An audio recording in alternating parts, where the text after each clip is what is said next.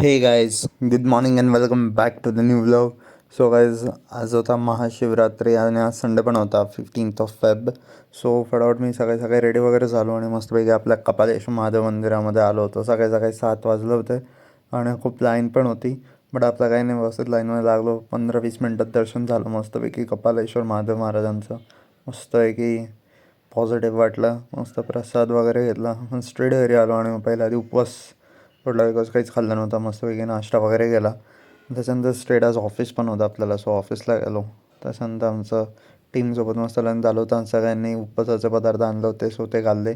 मस्तपैकी लाडू वगैरे खाल्ला.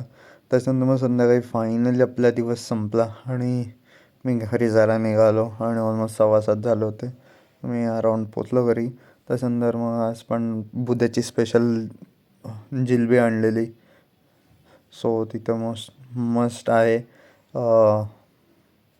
महाशिवरात्रीला जे स्पेशल मिळते. आणि त्याच्यानंतर रात्री 9 वाजता थोडं बाहेर जायचा भटकायचा मूड झाला.